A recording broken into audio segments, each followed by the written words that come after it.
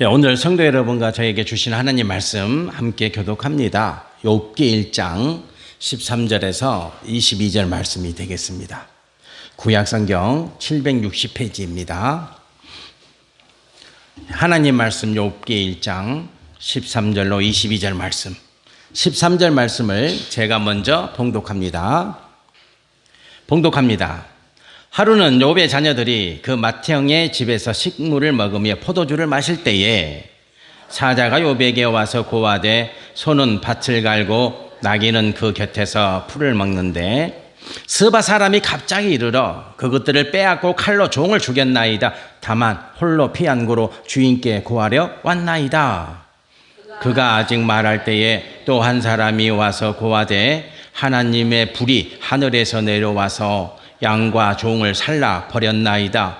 다만 홀로 피한고로 주인께 고하려 왔나이다.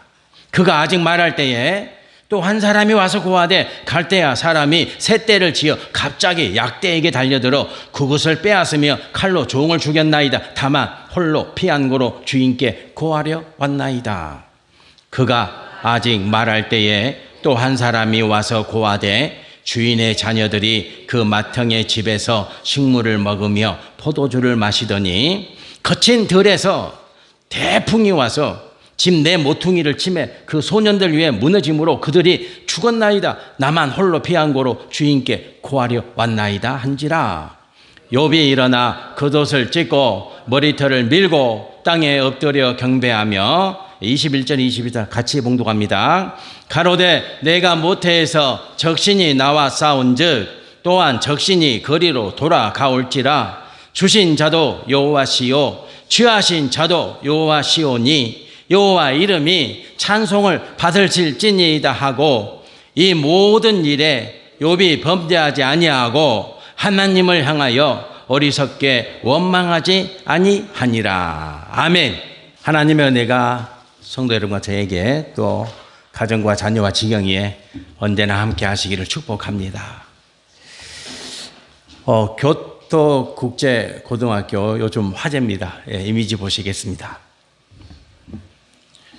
저 학교는 1945년에 우리나라가 해방이 되었을 때 일본에 살고 있던 한국 백성들이 미처 고국으로 돌아오지 못하고 어쩔 수 없이 일본 땅에 살아야만 되는 그런 형편에 놓여 있었던 사람들이 학교를 만들었습니다. 십시일반해서 고등학교를 세웠어요. 왜냐하면 자녀들 교육을 시켜야 되기 때문에 일본 땅에다가 한국 사람들이 고등학교를 세웠습니다. 그 어디 쉬운 일입니까? 쉬운 일이 아니겠죠. 그래서 47년에 학교가 설립이 됩니다. 그런데 이번에 일본 전국 고교 야구 선수권 대회, 고시엔이라고 하는, 그러니까 일본 고등학교 야구 선수권 대회에서 가장 큰 시합이에요. 일본에는 3,400개가 넘는 야구팀이 있습니다. 고등학생만. 우리나라하고는 비교가 안 되죠. 우리나라의 한 50배, 60배 될 거야. 그리고 그 3,400개가 넘는 고등학생들이 경합을 벌려서 본선에 49팀이 올라갑니다. 본선에. 그러니까 1년 내내 시합해가지고요. 3,400개 고등학교들이 시합해서 시합을 하고 또 시합을 해서 49개 팀이 본선에 올라가는 거예요. 그러니까 본선에 올라간 49개 팀이 또 시합하고 또 시합해서 결승전에 두 팀이 만나고 우승팀을 가리는 거예요. 그 대회에서 우승한 거예요. 이번 이 교토국제고가 전교생이 몇 명인 줄 아세요? 혹시 뉴스에 들으셨나요? 159명입니다. 저 야구 선수들 빼면 몇 명이겠어요? 저 야구 선수들 한 30명은 넘을 거 아니에요. 전교생이 159명이라니까. 근데 우승했어요.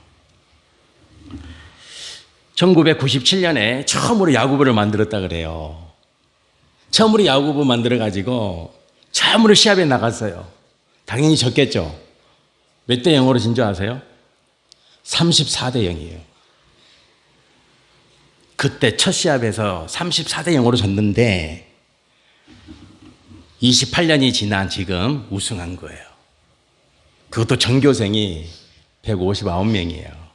놀랍죠? 우리 수원이 학생이 이번에 태권도 전국 선수권 대회에서 우승했어요. 42kg 체급. 얼굴이 헬쑥해져가지고 2kg 감량해가지고 목사님이 기념으로 치킨 사드릴게. 좋아 치킨. 성도 여러분들, 대단하지 않습니까? 대단합니다. 여러분들 전국에서 우승한다는 게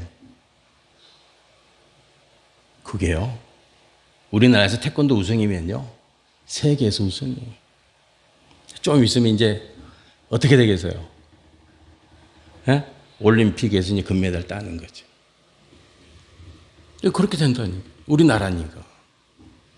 이번에 우리 태권도에서 금메달 몇 개 나왔어요? 금메달 몇 개 나왔어요? 금메달 1개. 태권도. 저번에 보여드렸잖아요. 뒷발차기 예술.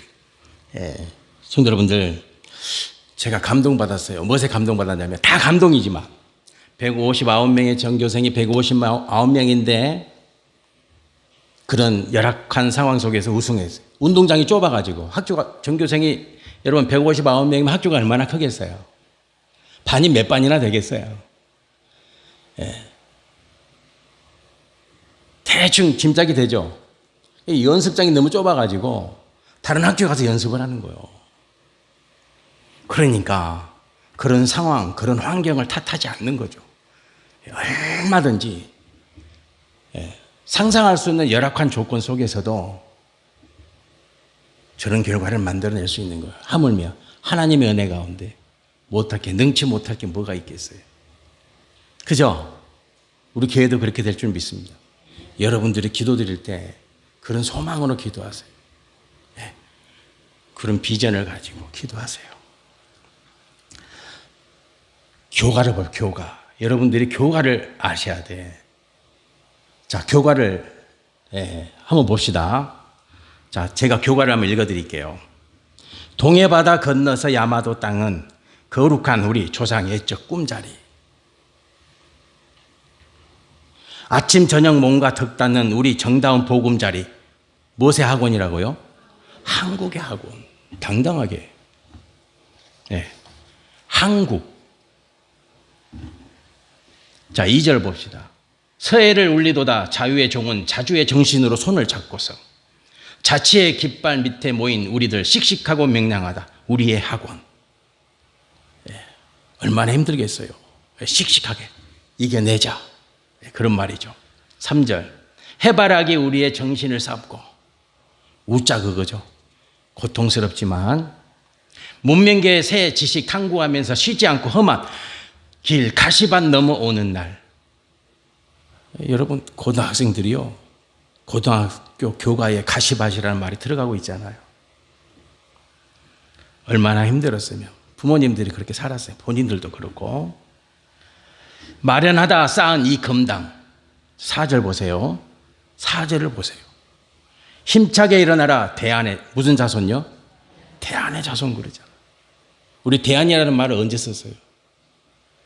대한민국이라는 이 국호를 언제 썼어요?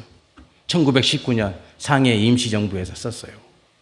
조선이라는 말 끝났다. 이제 조선, 우리 조선 아니다. 대한민국이다. 1919년 상해 임시정부에서 우리나라 국호를 만든 거예요. 나라의 이름을. 대안의 자손. 이렇게 말하잖아. 새로운 희망 길을 나아갈 때 불꽃같이 타는 마음, 이국 땅에서 어둠을 밝히는 등불이 되자. 이렇게 하잖아. 얼마나 멋있어요, 교가가. 이 노래를 우승하고 일본 모든 국민들이 NHK 생방송되는 그 자리에서 이 노래를 한글로 불렀다. 지금 일본 구구 세력들이 난리잖아요. 왜 노래를 하게 하냐? 왜? 한글로 당당하게 부른 거 아니에요? 소름 끼치지 않습니다. 학생들이 운동장에 나열하고 저 교가를 부른 거예요. 1절부터 4절까지. 일본 국민들이 다 보고 있는 자리에서. 대단하죠. 놀라운 사건입니다. 네, 하나님이 또 우리를 저렇게 위로를 해주시는 거예요. 성도 여러분들, 우리는 말씀에서 하나님 말씀에서, 성경 말씀에서 놀라운 사람을 만나게 됩니다. 많은 사람들이 있지만 그 중에 한 사람이 욥입니다. 욥은 신비한 사람입니다. 욥은요, 욥기에 나와요. 아브라함은 여기도 나오고 저기도 나오죠. 다윗도 마찬가지죠. 모세도 마찬가지죠. 욥은 욥기만 딱 나옵니다. 여러분, 구약 성경 말씀 중에서 가장 오래된 말씀이 뭡니까? 욥기입니다. 신비한 사람이에요. 신비한 사람이죠. 욥은 신비스럽습니다. 그리고 해석이 어렵습니다. 그 사람의 크기가, 그 사람의 믿음의 크기가 해석이 안 돼요. 그래서 여러분과 제가 오늘 말씀을 묵상할 때 나도 요처럼 돼야지, 이 소망을 가지고 말씀의 은혜를 받으시기를 축복합니다. 이 욥은 이런 사람입니다. 욥기 1장 3절을 보시겠습니다. 말씀을 제가 봉독해 드릴게요. 그의 소유물은 양이 7,000마리입니다. 양이 7,000마리, 낙타가 3,000마리, 소가 500결이요, 암나귀가 500마리요, 종도 많이 있었으니 이 사람은 동방 사람 중에 가장 뭐라고요? 훌륭하다. 가장 부자다. 이러면요, 뭔가 또 다른, 내 의미가 다르잖아요. 그런데 뭐라고 말합니까? 가장 훌륭하다. 부자가 훌륭하기 어렵습니다. 정말 어려워요. 그런데 욥은 동방 최고의 부자였음에도 오늘 기록된 말씀에 보니까 그는 훌륭하다. 그는 어때요? 사람이 됐다는 거예요. 최고의 부자지만 그의 사람 됨됨이는 더 최고다. 그런 의미가 되겠습니다. 자, 이렇게 많은 재산이, 요즘 소 한 마리 얼마인 줄 아십니까? 소가? 추석이 돌아오잖아요. 제가 친구한테 물어봤어요. 요즘 소 한 마리 얼마쯤 하냐? 1,000만 원 정도 한대. 좋은 소는 1,500만 원. 아, 그러냐? 비싸다. 네, 소가 1,000만 원에서 좋은 소는 1,500만 원 정도 한대요. 욥이 재산을 다 잃었어요. 10명의 자녀를 다 잃었어요. 며칠 걸렸습니까? 며칠 만에? 하루. 딱 하루입니다. 오늘 설교 제목, 하루. On day. 딱 하루 만에 모든 재산을 잃었고 10명의 자녀가 죽었습니다. 한 달이 걸린 것도 아니고 1년이 걸린 것도 아니고 딱 하루 만에. 그것을 우리가 기억하면서 말씀을 봐야 됩니다. 자, 이런 참혹한 사건이 일어났습니다. 그런데 욥이 두 가지 행동을 취합니다. 이 참혹한 사건 앞에서 두 가지. 첫 번째는 뭡니까? 경배입니다. 자, 말씀을 보겠습니다. 여러분, 경배가 히브리어로 뭡니까? 아이슈타입니다. 경배. 경배는 뭐냐면 무릎을 꿇고 절을 한다. 무릎 꿇고 절을 한다. 하나님께 예의를 다 갖추는 거죠. 무릎을 꿇고 절을 한다는 것은 하나님 앞에 어때요? 지켜야 될 피조물의 예의를 정확하게 지킨다는 거예요. 그게 경배라는 의미입니다. 성도 여러분과 제가 예배는 뭐예요? 경배입니다. 경배. 정확한 성도가 하나님 앞에 취해야 될 A 범죄를 정확하게 지키면서 드리는 게 예배입니다. 그게 경배예요. 내가 드리고 싶은 대로 드리는 게 아니에요. 내 하고 싶은 대로 드리는 게 예배가, 그건 예배 아니에요. 예배는 경배입니다. 하나님 앞에, 피조물인 우리가 창조주 하나님 앞에 지켜야 될 A 범죄를 정확히 지키면서 드리는 그 태도를 경배다 그렇게. 그 다음에 또 뭡니까? 뭘 드렸습니까? 찬송입니다. 히브리어로 메보라크입니다. 그러니까 찬송은 뭐냐면 하나님의 이름으로 하나님께 영광을 드리는 행위입니다. 내가 막 신나서 드리는 게 아니에요. 착각하시면 안 돼요. 찬송은 하나님의 이름을 붙잡고 하나님의 영광을 드러내는 거예요. 그게 찬송이에요. 지금 딱 하루에 재산을 다 잃었습니다. 10명의 자녀가 죽었습니다. 그런데 정확하게 하나님 앞에 경배하며 하나님의 이름을 찬양하고 있습니다. 어떻습니까? 성도 여러분, 여러분도 그런 성도가 되시기를 축복합니다. 이게 성도요 하나님께 예배드리는 자의 태도입니다. 자, 그러면 어떻게 이게 가능할까? 이제 오늘 성도 여러분과 제가 이 답을 찾아야 돼요. 우리는 몰라요. 뭘 모르냐면 159명의 학생들이 어떻게 연습을 했길래 그들이 어떤 시간을 보냈고 얼마나 많은 땀을 흘렸고 그들이 받았던 시련과 고통을 우리는 몰라요. 여러분, 일본 땅에서 나는 한국 학생이다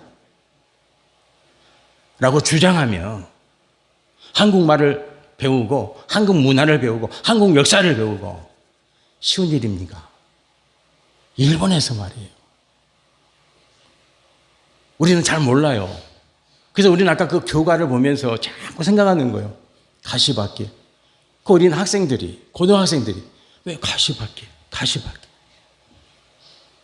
여러분, 이게 가능한 일입니까? 교과에 가시밭길이 나오잖아요. 그러니까 우리는 잘 몰라요. 잘 모를 수밖에 없어요. 그걸 알아요. 진짜 중요한 건 그거죠. 우승을 하고 일본 사람들이 다 보는 앞에서 교가를 한글로 부르고 다 좋은데 그들이 그 과정 속에서 겪었던 그 고난, 그 고통 몰라요, 우리는. 근데 중요한 건 그거죠. 오늘 성도 여러분과 제가 지금 이런 상황 속에서 어떻게 경배를 하지? 이런 상황 속에서 어떻게 찬송을 하지? 그 이유가 뭐지? 그걸 우리가 알아야 된다는 거예요. 그걸 알아야 우리는 비로소 요 길을 제대로 볼 수 있게 되는 거예요. 근데 어떻게 가능할까? 어떻게? 그래서 우리는 말씀 속에서 답을 찾으려고 노력을 해야 돼요. 그게 묵상이에요. 그게 묵상이죠. 자, 이미지를 보겠습니다. 저 이미지 갓난아기죠. 갓난아기. 그래서 저 갓난아기를 우리는 적신이다 그래요. 아기가 태어났을 때 몸 색깔이 어떻습니까? 붉죠. 붉은 색깔이죠. 그래서 적신이에요. 적신. 아무것도 안 가지고 태어난 거예요. 저 어린아이는 가장 무능력한 상태예요. 여러분, 성도 여러분 중에 옷을 차려입고 태어난 분 계십니까? 꽃가 옷을 딱 입고 태어나신 분 안 계시죠? 다 적신이죠. 다 적신입니다. 저 하단의 그림을 보세요.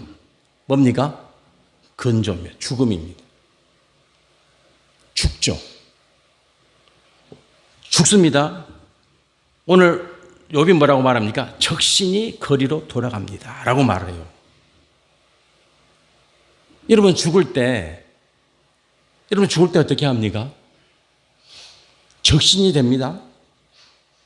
여러분 죽을 때요, 여러분 입고 있는 옷 다 벗어야 돼요.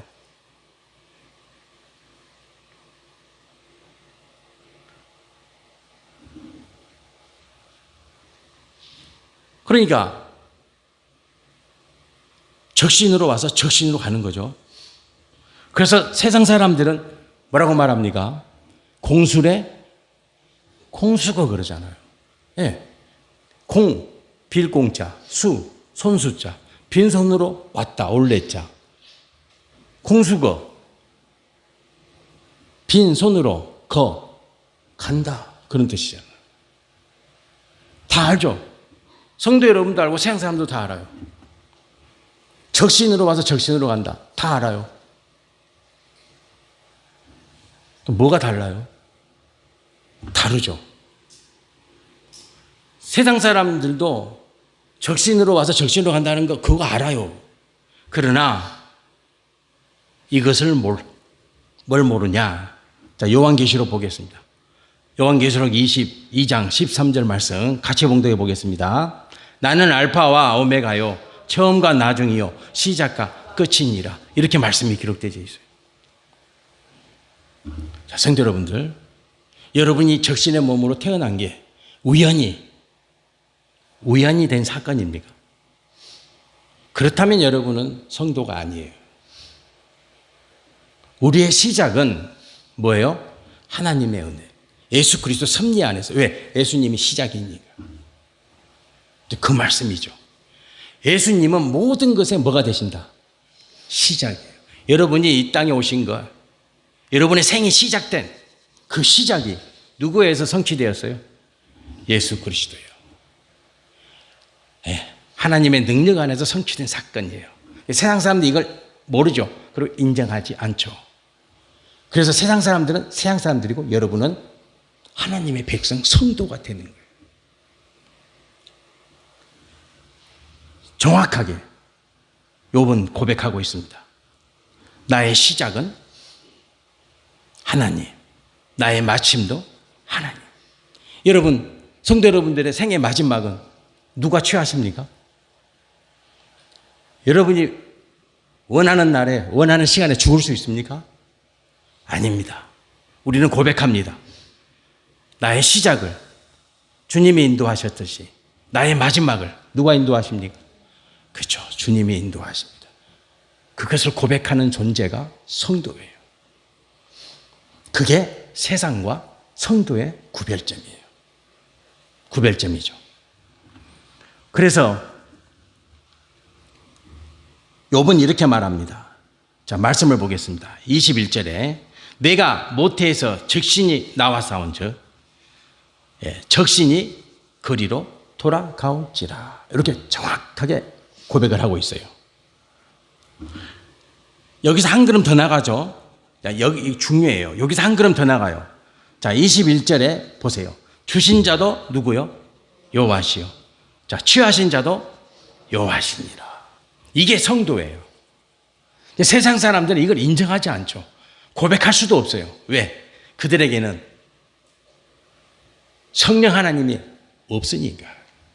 여러분과 저가 주신 자도 여호와시요, 취하신 자도 여호와시라고 고백할 수 있는 이 믿음은 여러분 의지로 나오는 말이 아닙니다. 죄송하지만 누가 하신 거예요? 성령께서 하시는 거예요. 성령 하나님께서 여러분에게 내주하고 계시기 때문에 이 신앙 고백이 나오는 거예요. 여러분 의지대로 안 된다니까. 세상 사람들은요 못합니다. 이 고백을 절대 못합니다. 왜? 성령님이 안 계시니까. 그러나 성도 여러분과 저는 성령님이 계시죠. 성령 하나님의 감동하심으로 이 신앙 고백이 성취되어지는 거예요. 주신 자 여호와시오, 취하신 자 여호와시오. 욥은 한 걸음 더 나가죠. 욥은 한 걸음 더 나갑니다. 이제 여기서 욥은 한 걸음 더 갑니다. 여호와께서 나 욥의 생명을 주셨습니다. 여호와께서 나 욥의 생명을 취하실 것입니다. 아멘. 여호와께서 내 자녀의 생명을 주셨습니다. 여호와께서 내 자녀의 생명을 취하실 것입니다. 누가 취하신다고요? 여호와께서. 그래서 돼요. 10명의 자녀가 하루에 죽었어요. 하루에. 누가 취하신 겁니까? 고백할 수 있습니까? 성도는 고백하셔야 됩니다. 욥은 그걸 우리에게 요청하시는 거예요. 너 고백할 수 있냐? 너 고백할 수 있냐? 너가 욥이라면. 욥기는 그걸 우리에게 질문하고 있는 거예요. 너 고백할 수 있냐? 주신 자도 여호와시요 취하신 자도 여호와시라면, 그래, 성도 여러분들은 저는 괜찮아요. 나 생명 주셨으니 하나님 내 생명 취하시겠지. 여러분의 자녀는 하나님이 주셨으니 하나님이 취하십니다. 아멘 하십니까? 아멘. 아멘. 그게 욥의 신앙이에요. 그 신앙이 욥이 지녔던 신앙이고 오늘 우리에게 도전을 주는 거예요. 주신 자 누구냐? 여호와시요. 취하시는 자가 누구냐? 여호와시요. 여기서 그리스도인과 비그리스도인이 나뉘는 겁니다. 정확히 나뉩니다. 다른 걸로 나뉜 게 교회 나오냐 안 나오냐. 교회 나오신 분들 중에도 이런 신앙 없는 분들 많아요. 태반 많습니다. 우리 장성교회는 한 분도 안 계시지만 성도 여러분들, 여기서 나뉘는 거예요. 여기서 그리스도인과 여기서 누가 나뉩니까? 비그리스도인이 나뉘는 거예요. 여기서 나는 거예요. 요 신앙 고백으로. 주신 자 누구냐? 여호와. 취하신 자 누구냐? 여호와. 믿느냐? 아멘. 그리스도인입니다. 그리스도인입니다. 그분이 그리스도인이요, 그분이 하나님의 백성입니다. 아멘. 성도 여러분들은 그리스도인이 맞습니다. 저도 맞습니다. 저도 고백합니다. 아멘입니다. 하나님이 주셨고 하나님이 취하십니다. 자, 이미지를 보겠습니다. 이제 말씀을 마무리하겠습니다. 전쟁이 나고 말았다. 우크라이나입니다. 우크라이나는 전쟁이 언제 일어났습니까? 22년에. 지금 몇 년째입니까? 3년째 됐습니다. 지금 3년 동안 전쟁하고 있습니다. 그러나 분쟁 기간을 보세요. 분쟁 기간. 분쟁 기간이 언제입니까? 14년부터 22년 2월 달까지 무려 8년 동안을 계속 분쟁이 있었던 거예요. 계속 분쟁이. 그러니까 분쟁이 일어나면 안 돼요. 분쟁은 반드시 뭘로 연결됩니까? 전쟁으로 연결돼요. 한반도도요, 분쟁이 일어나면 안 되는 거예요. 어떤 분쟁도 생기면 안 되는 거예요. 분쟁이 생기면요, 전쟁이 일어난다니까. 그 역사의 교훈이에요. 여러분, 우리 삶의 인생에 있어서 일어날 수 있는 최고의 고통은 뭡니까? 전쟁이죠. 저는 경험 못했어요. 저는. 그러나 우리 어머니 세대는 다 경험하죠. 6.25를. 6.25 경험하신 분 계십니까? 6.25를 경험하신 분들은 전쟁의 참혹함을 알죠. 저는 모릅니다. 그러나 전쟁이 얼마나 참혹하다는 것은 간접적으로 알죠. 전쟁은 절대 일어나서는 안 된다. 욥은 전쟁보다 더한 고통이 일어났습니다. 하루상간에. 아무리 전쟁이 일어나도 하루상간에 자식 10명을 다 잃을 수는 없잖아요. 하루상간에. 하루 만에, 단 하루 만에 그의 모든 재산을 잃고 10명의 자녀를 다 잃잖아요. 하루상간에. 전쟁보다 더한 고통. 이 고통 속에서 욥은 이렇게 고백합니다. 성도 여러분, 저의 신앙 고백이 욥의 고백이 되시길 축복합니다. 자, 보세요. 나 욥과 내 자녀를 적신으로 보내신 이가 하나님이십니다. 욥의 고백입니다. 나와 내 자녀의 생의 마지막을 취하실 분도 하나님이십니다. 그러므로 나는 나의 자녀의 죽음 앞에서도 하나님을 경배하며 하나님의 이름을 찬양합니다. 이게 욥의 고백이에요. 이게 욥기서의 주제입니다. 성도 여러분들,